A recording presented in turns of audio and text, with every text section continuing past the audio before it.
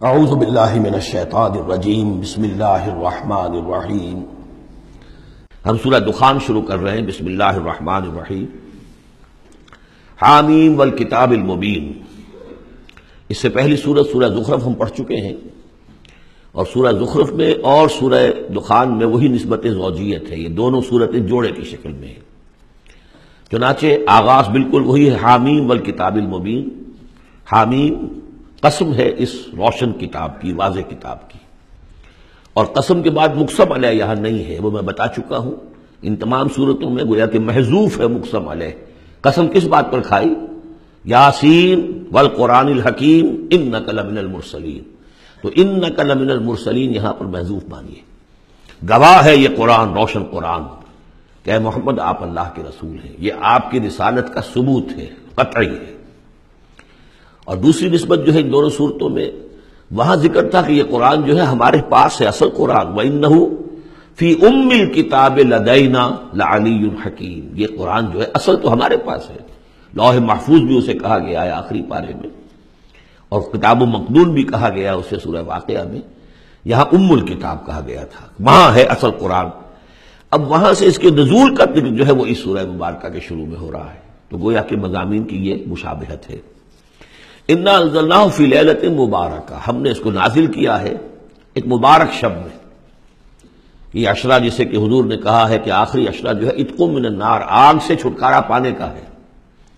جس نے یہ عشرہ پایا زندگی میں اور پھر بھی اس کی اصل قدر نہ کی اور آگ سے چھٹکارا نہ پایا تو بڑا ہی بد نصیب ہوا۔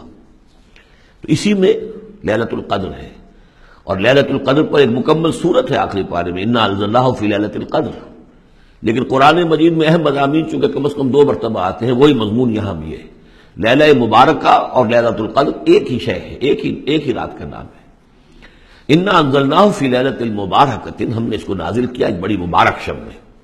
انا کنا منذرین، ہم ہیں خبردار کر دینے والے۔ رسالت کا اصل مقصد، کتابوں کا اصل مقصد انذار، خبردار کرنا۔ یا ایھا المدثر قم فانذر، کھڑے ہو جائیے، کمر کسیے اور خبردار کر دیجئے لوگوں کو کہ زندگی یہی زندگی نہیں ہے، یہ تو زندگی کا بڑا ہی ایک چھوٹا سا حقیر سا دیباچہ ہے، اصل زندگی تو موت کے بعد ہے۔ وَإِنَّ دَارَ الْآخِرَةَ لَهِيَ الْحَيَوَانُ لَوْ كَانُوا يَعْلَمُونَ فِيهَا يُفْرَقُ كُلُّ أَمْرٍ حَكِيمٍ، اس لیلہ مبارکہ میں تمام پختہ فیصلے طے پا جاتے ہیں۔ ہم سورہ سجدہ میں پڑھ چکے ہیں کہ اللہ تعالیٰ کی جو تدبیر ہے، اس کائنات کی جو تدبیر فرما رہا ہے، تو ایک تو اس کی سکیمز بنتی ہیں، اس کے منصوبے بنتے ہیں، اس کے نقشے بنتے ہیں جو 1000 سال کے ہوتے ہیں۔ اللہ کا ایک دن 1000 سال کا ہے۔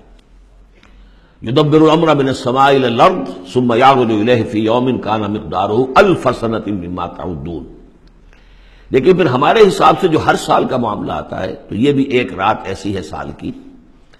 یہ اس یوں سمجھیے کہ جو کاسمک جو ایک امپائر ہے اللہ تعالیٰ کی، عظیم مملکت ہے یہ، اس کاسمک امپائر کی یہ بجٹ سیشن ہے سال کا، اور اس میں سال کے اندر ہونے والے سارے واقعات کے ضمن میں جو کچھ ہونا ہے وہ فیصلے طے پا کر، اور یفرقوں کا صحیح مفہوم ہوگا ایشو کر دیے جاتے ہیں۔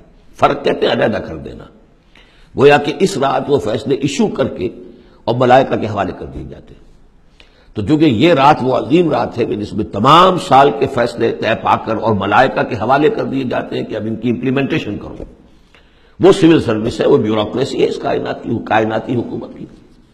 تو اسی رات کو اللہ نے اس قرآن کو لوح محفوظ یا ام الکتاب سے اتار دیا سمائے دنیا تک۔ امرم من عندنا، اور یہ تمام احکام جو ہم طے کر لیتے ہیں اس شب میں، وہ ہماری طرف سے حکم ہوتے ہیں، طے پا چکے ہوتے ہیں۔ امر من عندنا انا کنا مرسلین، ہم ہی ہیں بھیجنے والے۔ رحمت من ربک، اور تمام فیصلے جو ہوتے ہیں اللہ تعالیٰ کے رحمت ہی پر مبنی ہوتے ہیں، اور خاص طور پر اس کتاب کا بھیجا جانا وہ تو ایک عظیم رحمت ہے نوع انسانی کے لیے۔ انہ هو السمیع العلیم، یقیناً وہ سب کچھ وہی ہے، سب کچھ سننے والا اور سب کچھ جاننے والا۔ رب السماوات والارض وما بینہما، وہی ہے آسمانوں اور زمین اور جو کچھ ان کے مابین ہے، ان سب کا مالک اور رب۔ ان کنتم موقنین، اگر تم یقین کرو، یعنی یہ بات مان لینا تو شاید آسان ہو، یقین کرنا مشکل ہو جاتا ہے۔ ہمیں نفس دھوکہ دیتا ہے اس کا مالک میں ہوں، یہ چیز میری ہے۔ ہونا یہ چاہیے کہ ہر شے اللہ کی ہے۔ این امانت چند روزہ جس نے ماست، در حقیقت مالک ہر شے خداست۔ میرے پاس تو یہ چند دن کے لیے امانت کے طور پر، یہ ہاتھ بھی اللہ کی امانت ہے جس نے مجھے دیا ہے۔ اللہ پوچھے گا کہ تم نے غلط کام تو نہیں لیا اس سے۔ ہمارے اپنے اعضاء جو ہیں، اپنے ہاتھ، ہمارے پاؤں، ہماری کھالیں ہمارے خلاف گواہی دیں گی۔ لا الہ الا هو یحیی و یمیت، اس کے سوا کوئی معبود نہیں، وہی زندہ رکھتا ہے، وہی مارتا ہے۔ ربکم و رب آبائکم الاولین، تمہارا بھی رب ہے، آقا ہے، اور تمہارے آباء و اجداد جو پچھلے ان کا بھی وہی رب اور آقا ہے۔ بل ہم فی شک یلعبون، لیکن یہ لوگ جو ہے شک ہی میں پڑے ہوئے ہیں۔ یعنی حضور جو قرآن پیش فرما رہے تھے تو جو مکے میں لوگ تھے ان کی اکثریت کا حال یہ تھا کہ وہ شکوک و شبہات میں تھے، اور یا پھر یہ کہ ہنسی مذاق بنایا ہوا تھا کہ یہ کیا ہے، کیا کہہ رہے ہیں محمد، کہ آسمان سے میرے پاس وحی آ رہی ہے صلی اللہ علیہ وسلم۔ فارتقب یوم تأتی السماء بدخان مبین، تو انتظار کرو جس دن کہ آسمان لائے گا دھواں، ایک بڑے کھلا روشن دھواں۔ اس آیت کے بارے میں دو اعاظم رجال جو ہیں امت کے، ان کے مابین بڑا شدید اختلاف ہے۔ عبداللہ ابن عباس رضی اللہ تعالیٰ عنہما کا کہنا یہ ہے کہ اس سے مراد ہے قیامت سے قبل ایک بہت بڑا دھواں آئے گا، اور وہ احادیث میں بھی ہے، حضور نے فرمایا ہے کہ یہ 10 نشانیاں ہیں قیامت سے فوراً قبل جو آئیں گی، یکے بعد دیگر، ان میں دخان بھی ہے۔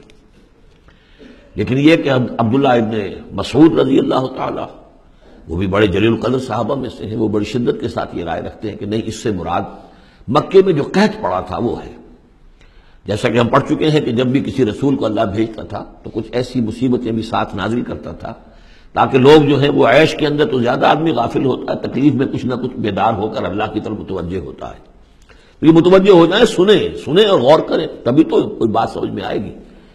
تو وہاں مکے میں بھی ایک قحط آیا تھا، اور قحط میں یہ ہوا تھا کہ جب بارش بالکل نہ ہو تو بالکل صحرا کے علاقے میں تو آپ سمجھیے کہ وہ گردہ ہی گردہ، وہ دھواں سا پورا جو ہے فضا کے اندر اٹھ جاتا ہے۔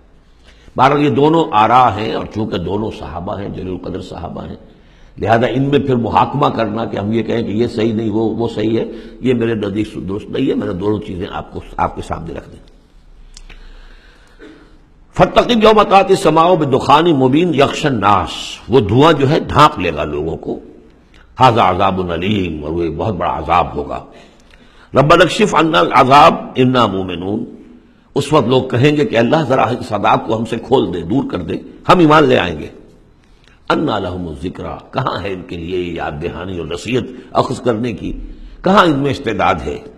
وقد جاءہم رسول مبین، جبکہ ان کے پاس رسول مبین آ چکے ہیں، واضح کرنے والے، روشن، ہر شے کی، ہر حقیقت کو واضح کر دینے والے۔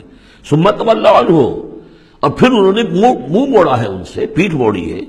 وقالوا معلم مجنون، اور کہا ہے نقل کفر نہ باشد معاذ اللہ، یہ سکھایا پڑھایا ہوا شخص ہے، کسی نے سکھا پڑھا دیا ان کو، محمد کو، یا یہ کہ مجنون ہے، ان کا کوئی دماغی توازن ٹھیک نہیں رہا ہے، یا کوئی آصیب کا، جنات کا سایہ ہو گیا ہے، معاذ اللہ۔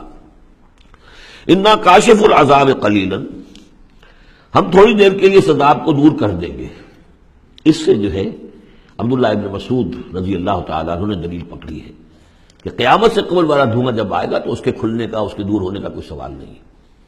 ہاں یہ کہ یہ جو عذاب آتے ہیں فَلَنُذِيقَنَّهُم مِّنَ الْعَذَابِ الْأَدْنَىٰ دُونَ الْعَذَابِ الْأَكْبَرِ، اس میں امکان ہوتا ہے۔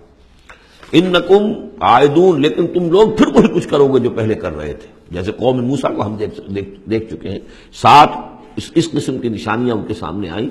ہر مرتبہ انہوں نے کہا کہ اگر تم اے موسیٰ ذرا اس کو دور کروا دو، اپنے رب سے دعا کرو، پھر ہم ایمان لے آئیں گے، لیکن ہر مرتبہ پھر وہ اس سے منکر ہو گئے۔